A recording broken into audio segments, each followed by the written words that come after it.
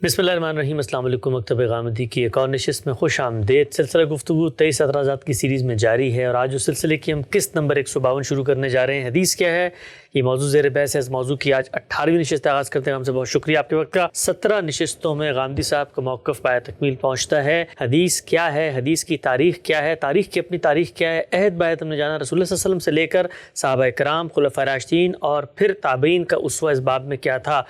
इसी तरह से 4 पहलू गामदी साहब ने बताए कि हदीस को जब वो बयान करते हैं, एक्सप्लेन करते हैं, देखते हैं, तो ये 4 पहलू हैं जिनकी रोशनी में गामदी साहब की अंडरस्टैंडिंग डेवलप होती है। गामदी साहब, हमेशा की तरह हमारा तरीक़ाकार ये होता है, आपका पूरा इल्मी सफ़र, आपका फ़िक्री इर्तिकाज़, उसका मुशाहिदा करने के बाद हम आगे बढ़ते हैं। वो इश्कालात, वो एतराज़ात जो ख़ुद आपके मौक़िफ़ पर हमारे अहले इल्म, उलमा, हमारी माजी की रिवायत पेश करती है, उसी का आगाज़ करते हैं।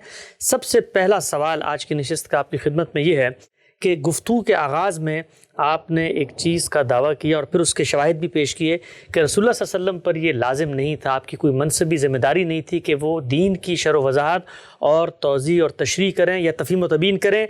आपने उम्मत पर राफ़त, शफ़क़त, रहमत फरमाते हुए सारा काम किया है। बड़ा अहम ज़ख़ीरा है, हम तक पहुँचेगा, हुज्जत भी कायम होगी, लेकिन लाजिम नहीं था आप पर। कहा जाता है कि कुरान मजीद की एक आयत हमें ये बताती है कि रसूलुल्लाह सल्लल्लाहु अलैहि वसल्लम की ये मनसबी ज़िम्मेदारी थी, आप पर लाजिम किया गया था।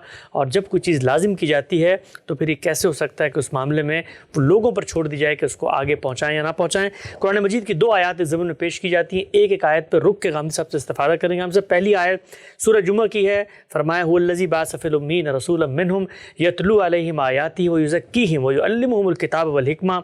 तर्जुमा है, वही है जिसने उन उम्मियों के अंदर एक रसूल ख़ुद उन्हीं में से उठाया जो उन्हें उसकी आयात सुनाता है, उनकी ज़िंदगी संवारता है और उनको किताब और हिकमत की तालीम देता है। युअल्लिमुहुमुल किताब वल हिकमा के अल्फाज हैं। इसी आयत की तौज़ीह में मौलाना सैयद अबुल आला साहब मौदूदी लिखते हैं, फिर वो सिर्फ़ आयात ही सुनाने पर इक्तफ़ा नहीं करते बल्कि हर वक्त अपने कौल और अमल से, अपनी ज़िंदगी के नमूने से लोगों को किताब इलाही का मंशा समझा रहे हैं और उनको उस हिकमत और दानाई की तालीम दे रहे हैं जो अम्बिया के सिवा आज तक किसी ने नहीं दी। गामदी साहब, कुरान मजीद ये कहता है कि तुम्हें मैंने किताब दी है, इसकी तिलावत करो और किताब व हिकमत की तालीम दो। आप मुझे कहते हैं मैंने आपको मीज़ान दी हसन साहब, जाएं इसकी तालीम करें, तो इसका मतलब तो ये होता है कि मैं उसकी तौज़ीह करूँगा, तशरीह करूँगा, तफसीर लिखूँगा, शरह करूँगा, वजाहत करूँगा, समझाऊँगा। तो अल्लाह तो आपकी मनसबी ज़िम्मेदारी इसको करार दे रहे हैं और आप फरमाते हैं कि रसूलुल्लाह पे लाजिम नहीं था। अल्लाह के आखिरी पैगम्बर ने अपनी तफ़हीम व तबीन के बारे में किस तरह का एहतमाम किया या नहीं किया, सहाबाए किराम का तर्ज़ अमल क्या रहा, खुलफ़ाए राशिदीन ने इसमें क्या एहतियात बरती, वो हम सब बयान कर चुके हैं। ठीक, चुनांचे ये तो एक वाक़या है कि जिस नौइयत का एहतमाम लोग समझते हैं वो नहीं किया गया। मैंने जो बात कही वो ये थी कि अल्लाह के पैगम्बर ने अज़राए राफ़त, अज़राए रहमत, नुस्ख़ खैर खाई के जज्बे से, जैसे एक उस्ताद अपने शागिर्दों को कोई बात समझाता है, दीन समझाया भी है, उसकी तफ़हीम व तबीन भी की है, सवालों के जवाब भी दिए हैं, लेकिन ये कोई मनसबी ज़िम्मेदारी नहीं थी कि आपने ये काम भी करना है और फिर इसकी हिफाजत का एहतमाम भी करना है। उसके जवाब में 2 आयत पेश की जाती हैं जिनमें से एक को आपने इस वक्त मौज़ूए बहस बनाया है। ये बड़ी अहम आयत है, यानी अपने मज़मून के लिहाज से इस आयत की कुरान मजीद के पूरे फ़लसफ़े में बड़ी अहमियत है और ये एक जगह नहीं आई, एक से ज़्यादा मकामात पर आई है जी। सबसे पहले सूरह बकरा में आई है और जहाँ से आपने पढ़ी है ये सूरह जुमा है, सूरह जुमा की दूसरी आयत जी। इसमें हम अपने तरीके के मुताबिक समझने का अमल करेंगे, यानी अल्फाज को देखेंगे, वो अल्फाज जो अहमियत रखते हैं, जुमले की तारीफ़ को देखेंगे, फिर अगर सियाक़ो सबाक़ की मुराजत की ज़रूरत हुई तो वो भी करेंगे ताकि इसका सही मुद्दा वाज़ेह हो। ठीक, लोगों ने बिलअमूम इसका जो मुद्दा समझा है वो हमारे नज़दीक सही नहीं है। अच्छा, इसलिए ये ज़रूरी है कि इसकी ज़रा तफसील के साथ वजाहत की जाए। ठीक, सबसे पहला लफ्ज़ अल्लमा है, अल्लमा युअल्लिम। उर्दू ज़ुबान में भी ये लफ्ज़ अपने मस्तर की हैसियत से बोला जाता है, तालीम देना। तालीम देना ये इसी फ़ेल से बना हुआ इस्म है जो मस्तर से इस्म के तौर पर इस्तेमाल किया जाता है। اس کا مطلب ہے سکھانا، جیسے کہ ہم میں سے ہر شخص جو اردو زبان جانتا ہے وہ بھی جانتا ہے، اس کے جو معنی اردو زبان میں ہیں وہ کم و بیش وہی معنی اس کے عربی زبان میں بھی ہیں۔ اچھا، یہ سکھانا، یہ تعلیم دینا مختلف درجات میں ہوتا ہے، اور عربی زبان کے افعال ایسے ہی استعمال ہوتے ہیں۔ ہم بھی بہت سے افعال کو اسی طرح ان کے مدارج میں استعمال کرتے ہیں۔ اس لحاظ سے ذرا دیکھیے کہ یہ کس کس طریقے سے استعمال ہو جاتا ہے۔ سب سے پہلے قرآن مجید اپنی زبان کا بھی سب سے بڑا ماخذ ہے۔ قرآن میں کیا کہا گیا ہے؟ اللہ تعالیٰ نے، جس کی ایک بڑی صفت رحمان ہے، یہ قرآن سکھایا ہے۔ الرحمن علم القرآن، وہی فعل استعمال ہوا ہے جی، علامہ۔ اب یہاں کیا معنی ہے اس کے؟ قرآن کی شرح کرنا، قرآن کی وضاحت کرنا، قرآن کا درس دینا، قرآن کی تفسیر بیان کرنا۔ یہاں قرآن ابتدان دینے کو اس فعل سے تعبیر کیا ہے، یعنی ایک علم میرے پاس تھا، میں نے جب وہ علم آپ کو دیا، اس علم سے آپ کو آگاہ کیا، وہ علم آپ تک منتقل کیا، اس علم کا آپ تک ابلاغ کیا، تو اس کے لیے یہ فعل علّمہ استعمال کیا جائے گا۔ یہ اس کے مدارج میں سے پہلا درجہ ہے، ٹھیک، یہ استعمال ہوگا۔ چنانچہ میں نے آپ کے سامنے یہ رکھ دیا کہ قرآن نے اللہ تعالیٰ کے قرآن دینے، قرآن کے ابلاغ، قرآن کے ہم تک پہنچانے، قرآن سے ہم کو آگاہ کرنے کے لیے اس فعل کو استعمال کیا ہے، شرح وضاحت اس کے لیے استعمال نہیں کیا۔ اچھا، الرحمن علم القرآن۔ آگے دیکھیے، اللہ تعالیٰ نے اپنے بارے میں یہ فرمایا، یہ قرآن کس طرح ہم تک پہنچا؟ اللہ تعالیٰ نے اس کو جبریل کے حوالے کیا۔ خود قرآن میں صراحت ہے کہ جبریل نے آ کر یہ پورا قرآن رسالت مآب صلی اللہ علیہ وسلم کے قلب پر نازل کیا ہے۔ تو جبریل کے اس نازل کرنے کو بھی قرآن نے اسی فعل سے تعبیر کیا، یعنی جبریل امین نے بھی نہ اس قرآن کی کوئی شرح و وضاحت کی، نہ اس کا درس دیا، ان میں سے کوئی کام نہیں کیا، ٹھیک، جیسے ان کو ملا بین ہی رسالت مآب صلی اللہ علیہ وسلم تک پہنچا دیا۔ اس کو بھی قرآن کس طرح بیان کرتا ہے؟ علمہ شدید القویٰ ذو مرۃ فاستویٰ، یعنی جبریل امین کے بارے میں کہا ہے کہ ایک بڑی قوتوں والے نے اس کو اللہ کے پیغمبر کو سکھایا ہے۔ تو اللہ نے سکھایا، اس میں بھی علامہ، جبریل نے سکھایا، اس میں بھی علامہ۔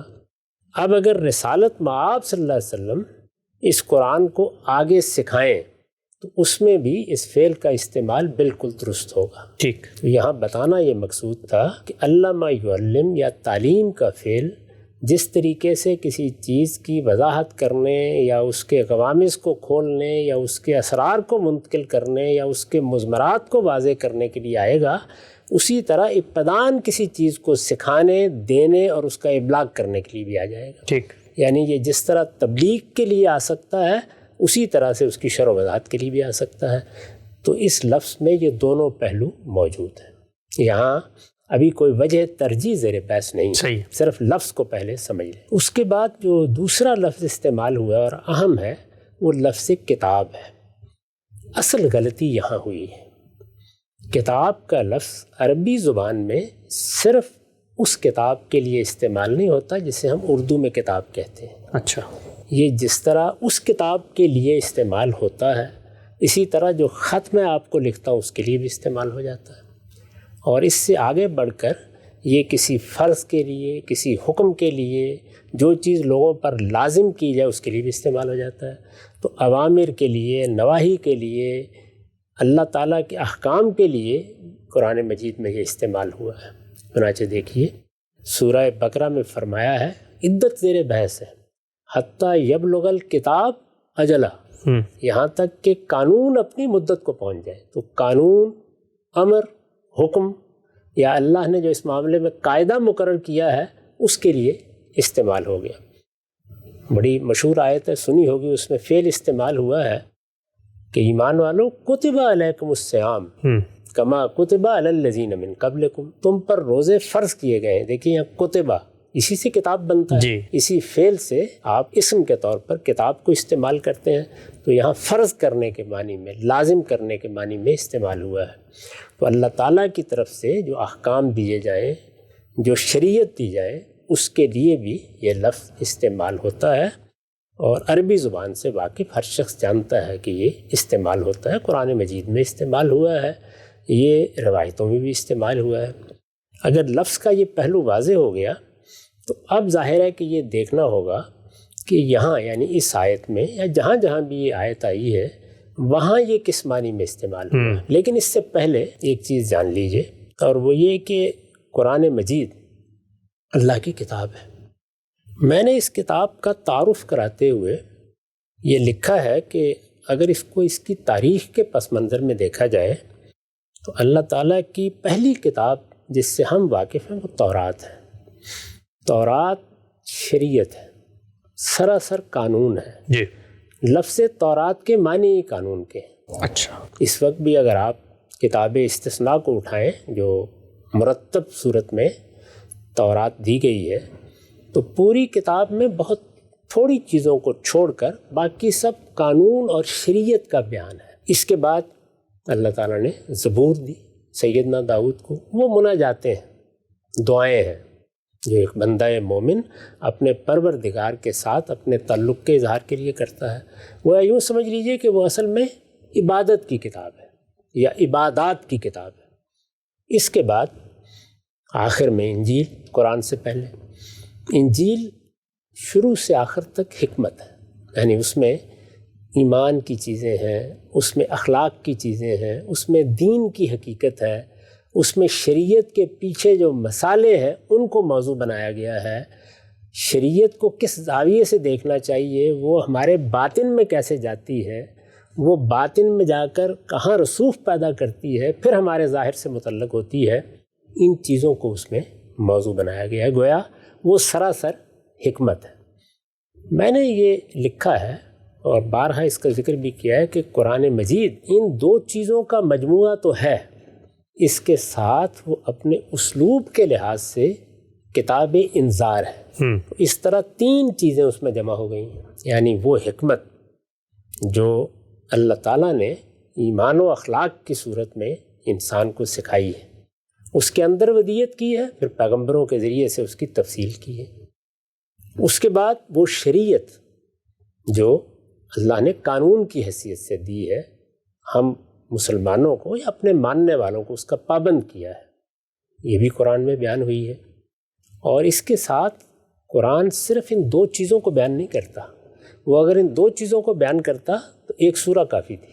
وہ اپنی 114 صورتوں میں ان دونوں چیزوں کے ساتھ انذار کرتا ہے، یعنی لوگوں کو خبردار کرتا ہے، ان کو بیدار کرتا ہے، ان کو جگاتا ہے، اور ان کے سامنے وہ حقائق رکھتا ہے کہ وہ اس حکمت کو سمجھنے کے لیے تیار ہوں، اس شریعت پر عمل کرنے کے لیے تیار ہوں۔ اس کا نتیجہ کیا نکلتا ہے؟ اس کا نتیجہ یہ نکلتا ہے کہ وہ جب پیش کیا جائے گا تو اس کے انذار کے مخاطب کون ہوں گے؟ نہ ماننے والے، ٹھیک، اور اس کی حکمت اور شریعت کے مخاطب کون ہوں گے؟ ماننے والے۔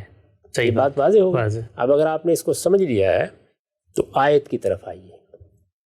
آیت میں ہم یہ دیکھتے ہیں کہ لفظ کتاب کے وہ معنی جو کتاب کے طور پر لوگوں نے سمجھے وہ کسی طرح نہیں بیٹھتے، اس لیے کہ اس کے ساتھ لفظ حکمت بھی بیان ہو گیا ہے، دو لفظ اکٹھے آ گئے ہیں۔ جیسے ہی ہم یہ دیکھتے ہیں کہ کتاب قرآن مجید ہے تو اب حکمت پھر کیا ہے؟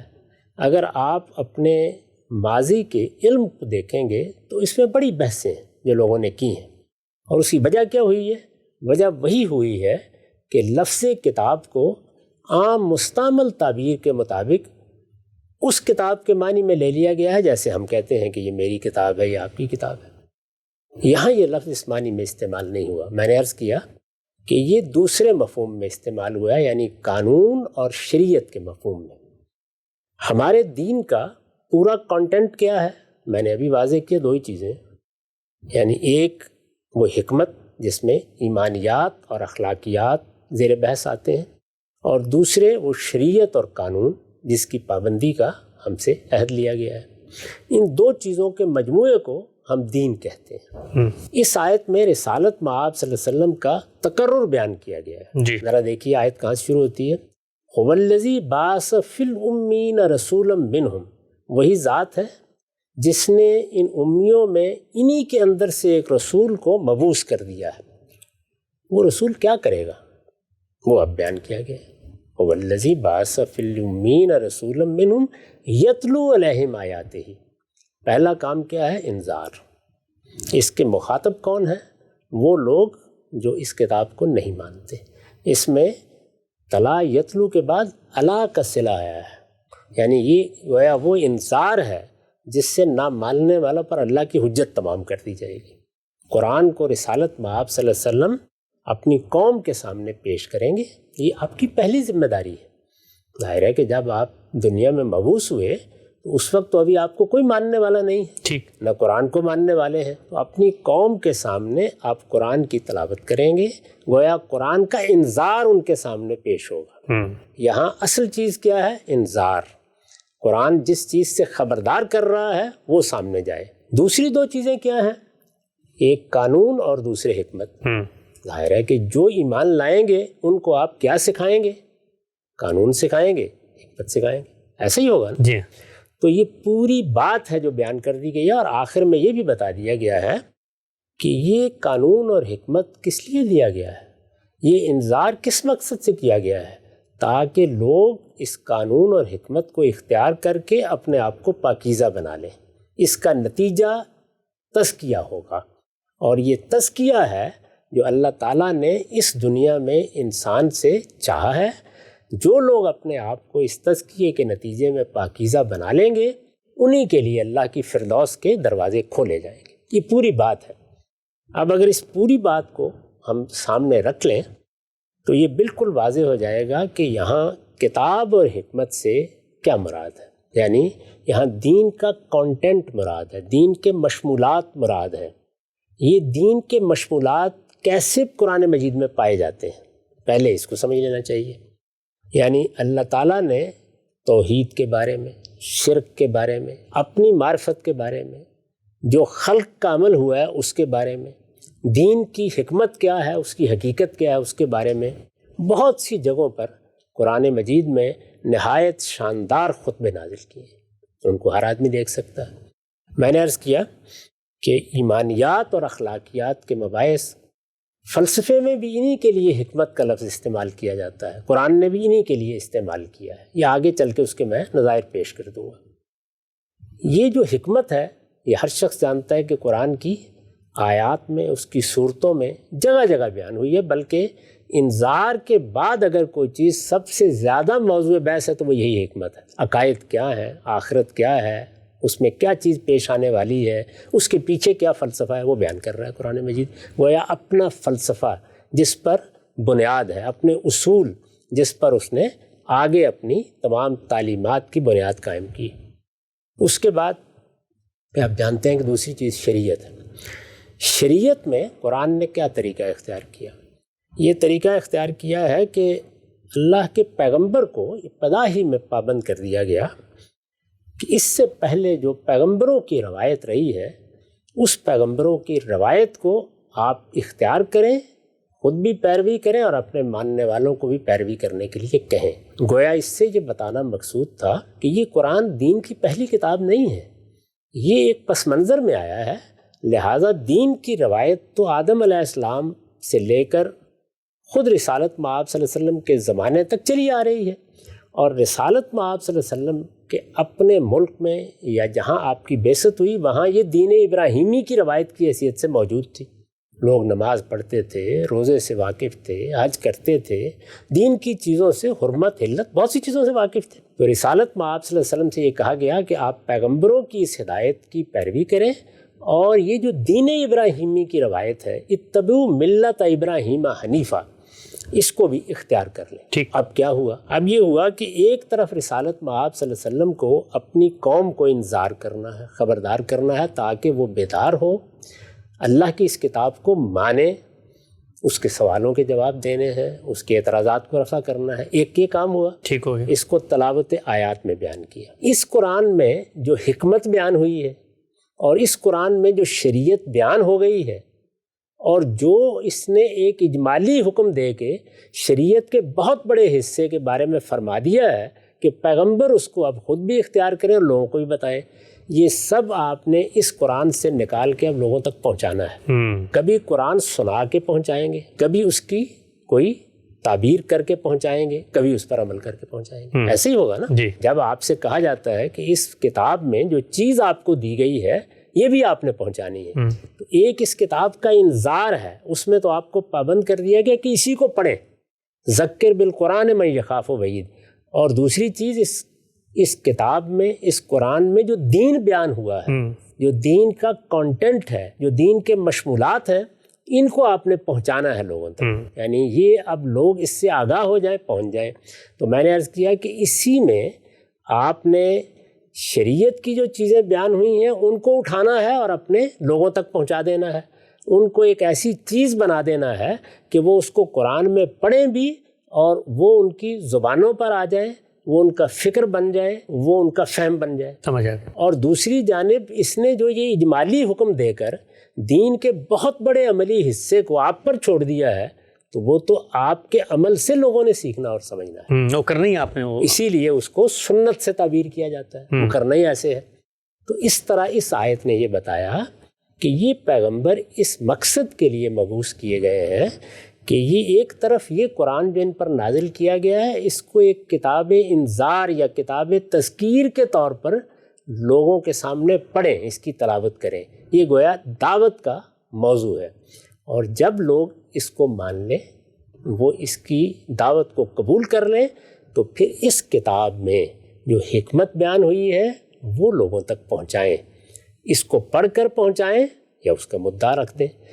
اور اسی طرح سے جو سنت پہلے سے پیغمبروں کی چلی آ رہی ہے, یہ کتاب پابند کر رہی ہے کہ وہی تو اصل دین ہے پیغمبروں کا, جس پر لوگوں نے عمل کرنا ہے, اس کو اپنے عمل کے ذریعے سے, اپنی ہدایت کے ذریعے سے اپنی امت میں جاری کر دیں. اس میں یہ بات ہے پوری جو بیان کی گئی ہے. یعنی دین کا مقصد کیا ہے؟ تزکیہ. اس دین کو پہنچانا کیسے ہے؟ تلاوت آیات کے ذریعے سے.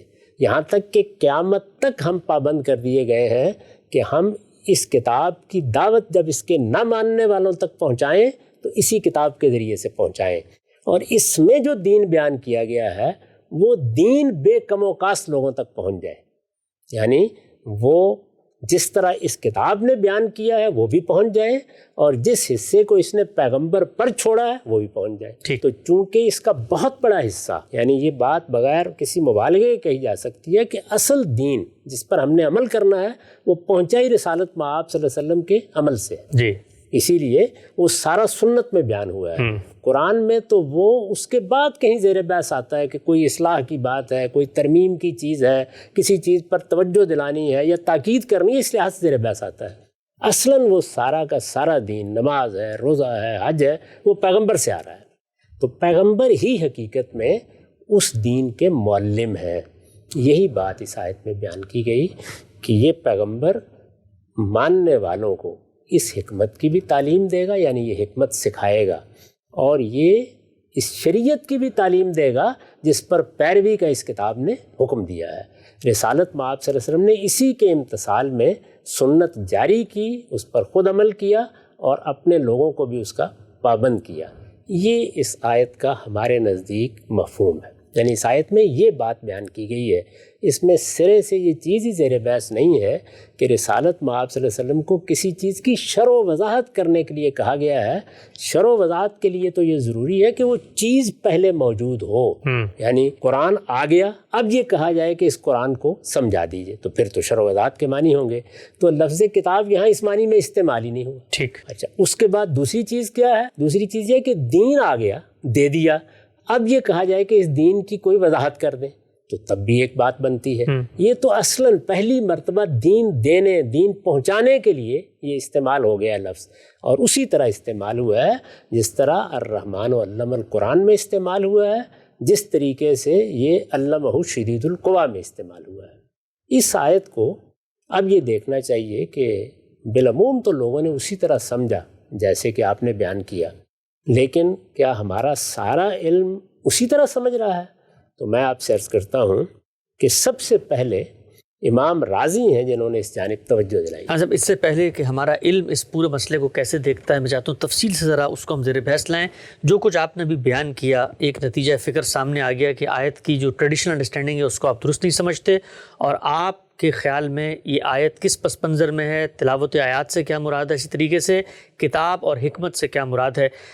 چھوٹے چھوٹے سے دو بنیادی سوال پوچھ کے یہاں پر کس کا خاتمہ کروں گا، اور چاہوں گا کہ تفصیلی طور پر یہ استدلال اگلی نشست میں زیر بحث ہے۔ اچھا، ہم سے یہ بتائیے گا کہ آپ نے بھی بتا دیا کہ علامہ کا جو فعل ہے اس کے اندر دونوں پہلو پائے جاتے ہیں، ایک پہنچانے کے، ابلاغ کے، متعارف کرانے کے، باخبر کر دینے کے، اور دوسرا سیکھنے سکھانے کے بھی۔ جس معنی میں آپ نے اس آیت کو لیا اور جو نتیجہ آخر میں بیان کیا اس پوری آپ کی گفتگو کے بعد، اس میں اگر شریعت کا وہ حصہ جو سنت کے اندر موجود ہے، تو قرآن کے اندر جو شریعت موجود ہے وہ تو آپ پہنچا دیں گے، آیتیں پڑھ کے ان کو لوگوں تک ابلاغ ہو جائے گا، لیکن سنت کے اعمال کو تو باہر کیف آپ نے سکھانا ہے، تو پھر کیا علامہ کا مفہوم قرآن کی شریعت کے باب میں محض پہنچانے کے باب میں ہوگا، اور جو شریعت سنت میں نقل ہوئی ہے وہاں پر سمجھانے، کیونکہ وہاں تو آپ نماز پڑھیں گے، کھڑے ہوں گے، لوگوں کو بتائیں گے، سوال و جواب سب چیزیں ہوں گی، تو پھر یہ شریعت جو سنت میں بیان ہوئی ہے وہ کیسے پہنچا دیں گے؟ دونوں جگہ پہنچا ہی رہے ہیں، یعنی جب قرآن مجید میں جو شریعت بیان ہوئی ہے اس کو پڑھیں گے اس وقت بھی پہنچائیں گے، جب اس کو بیان فرمائیں گے یا لوگوں کو توجہ دلائیں گے اس وقت بھی پہنچائیں گے، جب خود اس پر عمل پیرا ہوں گے اس وقت بھی پہنچائیں گے۔ اسی طرح جب آپ نماز پڑھیں گے اور دین ابراہیمی کی روایت کی تجدید کریں گے تو اس وقت بھی پہنچائیں گے۔ جس معنی میں لوگوں نے لیا ہے وہ تو یہ ہے کہ نماز اب آپ نے سکھا دی ہے، جی، اب اس کے بارے میں کوئی سوال پیدا ہوا ہے تو اس کی وضاحت کر رہے ہیں۔ قرآن آپ نے پہنچا دیا ہے، اب اس کے بارے میں کوئی سوال پیدا ہوا ہے اور اس کی وضاحت کر رہے ہیں۔ دیکھیے اس مفہوم میں خود قرآن مجید نے یہ بتایا ہے کہ اللہ تعالیٰ نے یہ ذمہ داری لی ہے کہ اس قرآن سے متعلق اگر کوئی سوال پیدا ہوگا تو انا علینا بیانہ، ہم اس کی وضاحت کر دیں گے۔ تو وضاحت تو اس وقت ہوگی جب کوئی چیز پہلے سکھا دی جائے گی، تو یہاں سنت بھی پہلے مرحلے میں سکھائی جا رہی ہے اور یہاں قرآن بھی پہلے مرحلے میں سکھایا جا رہا ہے۔ یہ پہلے مرحلے میں سکھانا اصل میں پہنچانا ہے، ٹھیک، یہ لوگوں کو اس سے واقف کرانا ہے۔ تو اس معنی میں یہ استعمال ہوا ہے، پہلے سے موجود کسی چیز کی تعلیم دینے یا اس کو سکھانے یا اس کے مضمرات واضح کرنے کا یہاں نہ کوئی محل ہے، نہ کوئی موقع ہے، نہ یہ بات اس سلسلے میں بیان ہو رہی ہے۔ اس کو اگر آپ لے لیں تو آپ دیکھیے کہ اس میں کتنے مسائل پیدا ہو جاتے ہیں، یعنی نہ آیت واضح ہوتی ہے، نہ کتاب اور حکمت کا عطف واضح ہوتا ہے۔ اس کا سادہ مفہوم یہ ہے کہ ہم نے یہ پیغمبر تمہارے اندر مبعوث کیا ہے، یہ ہماری آیتیں تمہیں پڑھ کے سنائے گا اور اس طرح تمہیں انذار کرے گا، خبردار کرے گا، تم پر اللہ کی حجت پوری کرے گا۔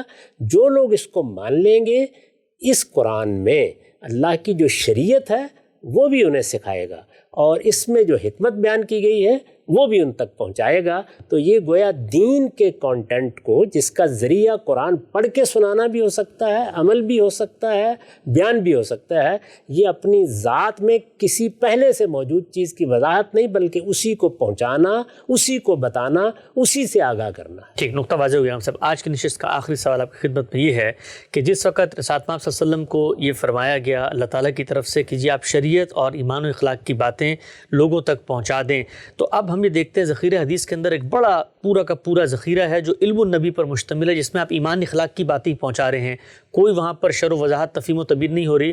تو پھر جو حدیثیں ایمان و اخلاق سے متعلق ہیں ان کو پہنچانا تو پھر آپ کی منصبی ذمہ داری ہوئی نا؟ وہ پہنچ گئی ہوئی ہیں، ان کی شرح و وضاحت ہے، ان کی تاکید ہے، ان کی طرف توجہ دلانا ہے، ان کے مضمرات کو واضح کرنا ہے۔ ان میں سے ایک ایک بات میں ایسا ہی کہا گیا ہے۔ اچھا، یعنی جو باتیں قرآن نے بیان کر دی ہیں، جو دین میں پہلے سے موجود ہیں، ان کے بارے میں آپ کبھی توجہ دلاتے ہیں، کبھی تنبیہ کرتے ہیں، کبھی اس کے نتائج بیان کرتے ہیں۔ وہ یہ کام ہے جو آپ کر رہے ہیں۔